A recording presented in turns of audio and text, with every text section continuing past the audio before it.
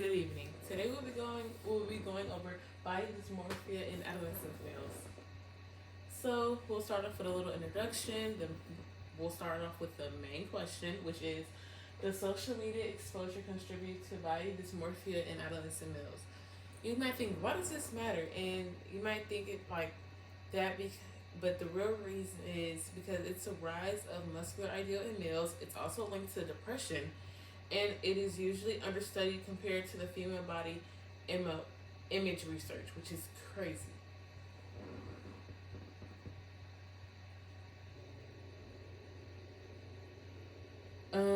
Methods of review. We went over the systemic literature review, database, PubMed, Sage journals. I use keywords such as body dysmorphia, social media, and BDD.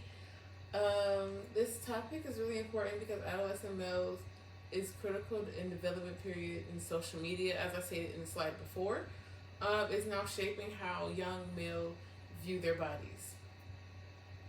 We have body dysmorphia, the preoccupation with being non-muscular enough, right?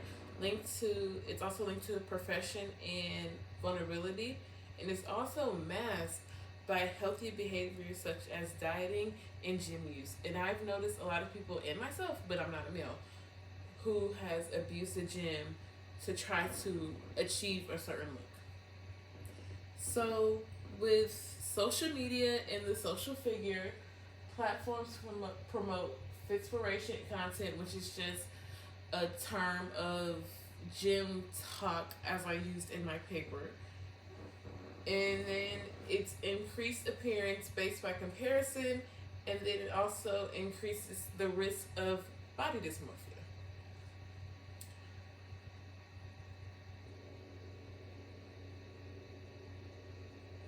The effect of it all, it's repeated exposure to hypermuscular bodies, this distorted perception of what is usually called normal, and then it causes you to filter certain things, edit certain things, and create unrealistic standards for yourself.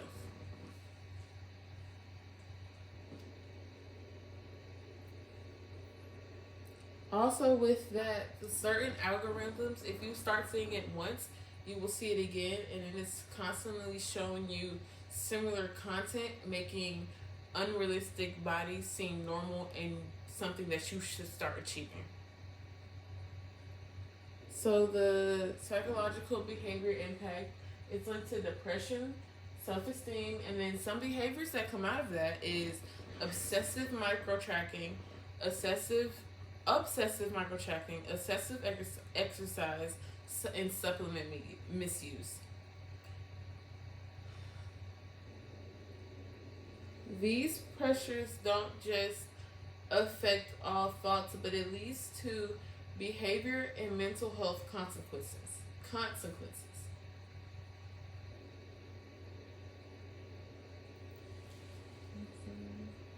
A couple key findings that I found from this was that social media obviously increases body dissatisfaction.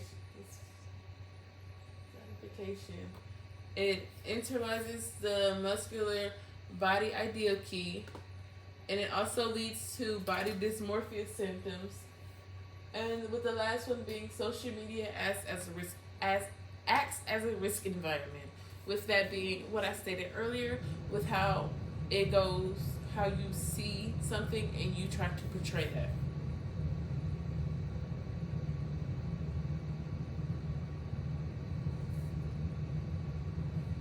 We have limitations and future directions, limitations, and mostly cross-sectional studies, reliance on self-report measures.